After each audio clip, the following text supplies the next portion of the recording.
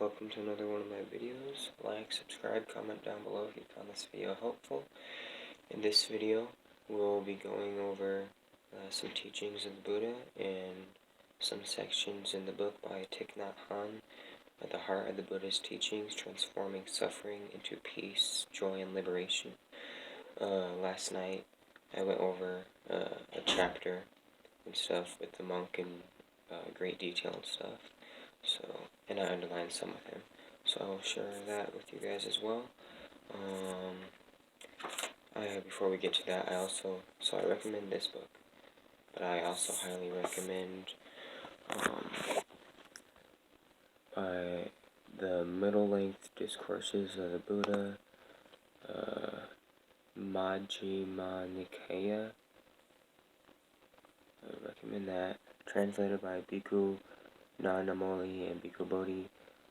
And then Old Path, White Clouds by Thich Nhat Hanh, and Stepping into Freedom, which I also believe is by Thich Nhat Hanh.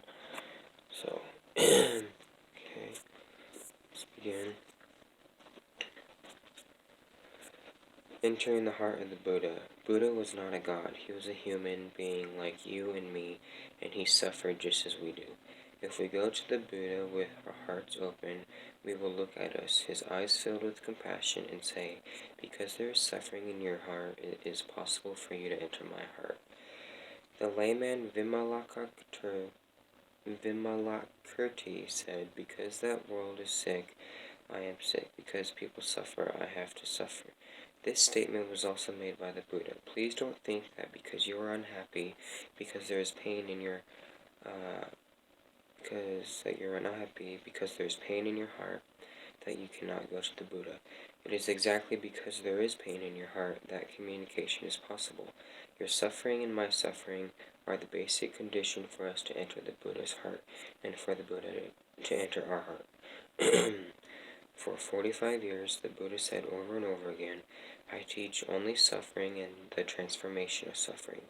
When we recognize and acknowledge our own suffering, the Buddha, which means the Buddha in us, will look at it, discover what he has brought it about, and prescribe a course of action that can transform it into peace, joy, and liberation. Suffering is the means of the Buddha used to liberate himself, and it is also the means by which we can become free.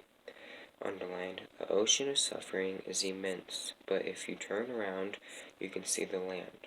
The seed of suffering in you may be strong, but don't wait until you have no more suffering before allowing yourself to be happy. When one tree in the garden is sick, you have to care for it, but don't overlook all the healthy trees. Even while you have pain in your heart, you can enjoy the many wonders of life. The beautiful sunset, smile of a child, the many flowers and trees. To suffer is enough. Please don't be imprisoned by your suffering. If you have experienced hunger, you know that having food is a miracle. If you have suffered from the cold, you know the precious of the warmth. Underlined, when you have suffered, you know how to appreciate the elements of paradise that are present. If you dwell only in the suffering, you will miss paradise. Don't ignore your suffering, but don't forget to enjoy the wonders of life, for your sake and for the benefit of many beings. Be content with it, but then transform it. When I was young, I wrote this poem. I penetrated the heart of the Buddha with a heart that was deeply wounded. My youth and unripe plum, your teeth have left the marks on it. The tooth marks still vibrate. I remember always, remember always.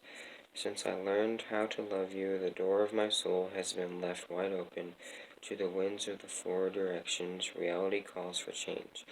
The fruit of awareness is already ripe, and the door can never be closed again. Fire consumes this century, and mountains and forests bear its mark. The wind howls across my ears, while the whole sky shakes violently in the snowstorm. Winter wounds lie still, missing the frozen blade, restless, tossing and turning in agony all night. I grew up in a time of war. There was destruction all around, children, adults, values, a whole country. As a young person, I have suffered a lot. Once the door of awareness has been opened, you cannot close it. The wounds of war in me are still not all healed. There are nights I lie awake and embrace my people, country, and whole planet with my mindful breathing. Underlined. Without suffering, you cannot grow. Without suffering, you cannot get the peace and joy you deserve. Please don't run away from your suffering. Embrace it and cherish it. Go to the Buddha, sit with him, the statues, feel the Buddha, see him in the Dharma, and show him your pain. He will look at you with loving kindness, compassion, and mindfulness, and show you ways to embrace your suffering and look deeply into it. With understanding and compassion, you will be able to heal the wounds in your heart and the wounds in the world. The Buddha called suffering a holy truth because our suffering has the capacity of showing us the path to liberation. Embrace your suffering and let it reveal to you the way of peace. No mud, no lotus. Now we will go over the first Dharma talk in this chapter. I hope you guys enjoyed that. I really recommend studying and seeing and practicing the Dharma and Buddhism with Buddha. First Dharma talk. Siddhartha Gautama was 29 years old when he left his family to search for a new end to end his and others' suffering. He studied meditation with many teachers, and after 6 years of practice, he sat under the Bodhi tree and vowed not to stand up until he was enlightened.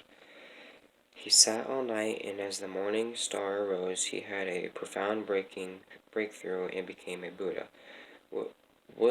Filled with understanding and love, the Buddha spent the next 49 days enjoying the peace of his realization. After that, he walked slowly to the deer park in Sarnath to share his understanding with the 5 ascetics with whom he had practiced earlier. During that time, he has conquered many temptations of Mara, the tempter, and aversions and stuff, and overcome and transform a lot of suffering. When the 5 men saw him coming, they felt uneasy. Siddhartha had abandoned them, they thought. But he looked so radiant that they could not resist welcoming him. They washed his feet, offered him a water. The Buddha said, "Dear friends, I have seen deeply that nothing can be itself alone, and that everything has to interbe with everything else. I have that all beings are endowed with the nature of awakening." He offered to say more, but the monks didn't know whether to believe him or not. So the Buddha asked, "Have I ever lied to you?" They knew that he hadn't, and they agreed to receive his teachings.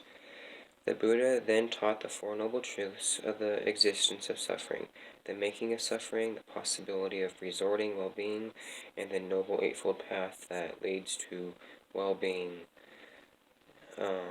Hearing this, an immaculate vision of the 4 noble truths arose in Kondana, one of the 5 ascetics. The Buddha observed this and acclaimed, Kondana understands, and from that day on, Kondana was called the one who understands.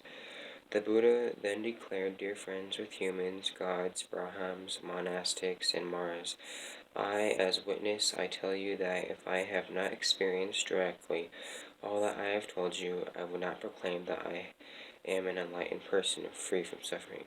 It's from experience that all can relate to. Because I myself has identified suffering, understood suffering, identified the causes of the suffering, removed the causes of the suffering, confirmed the existence of well-being, obtained well-being, identified the path to well-being, gone to the end of the path, and realized total liberation, I now proclaim to you that I am a free person. At the moment the earth shook, and the voices of gods, humans, and other living beings throughout the cosmos said that on the planet Earth, an enlightened person had been born and had put into motion the wheel of the Dharma. The way of understanding love, this teaching is recorded in the discourse of the turning wheel of the Dharma, Dharma Kacha Pardava Sutta. Since then, 2,600 years have passed, and the wheel of Dharma continues to turn. It is up to us, the present generation, to keep the wheel turning for the happiness of the many. These points characterize the sutra. The first is the teaching of the middle way. The Buddha wanted his 5 friends to be free from the idea that austerity is the only correct practice. He had learned firsthand that if you destroy your health, you have no energy left to realize the path. The other extreme to be avoided, he said, is indulgence in the sense pleasures. Being possessed with sexual desire, running after flame, eating immoderately, sleeping too much, or chasing after possessions, which all that in possessions, eventually you'll lose all of them after this so-called death and a transformation into a new life, depending where. The second point is the teaching in desire causes suffering. Find no pleasure in pleasures, but pain in pain, and vice versa.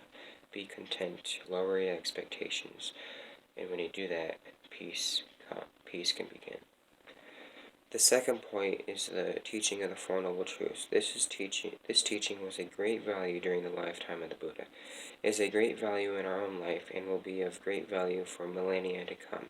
The third point is engagement in the world. The teachings of the Buddha were not to escape from life, but to help us relate to ourselves and the world as though thoroughly as possible. The Noble Eightfold Path includes right speech and right livelihood. These teachings are for people in the world who have to communicate with each other and earn a living. The discourse on turning the wheel of Dharma is filled with joy and hope. It teaches us to recognize suffering and to transform our suffering into mindfulness, breathing, awareness of the senses, textures, tastes, sounds, compassion for all, peace, liberation for yourself and all. So that being said, may all love all.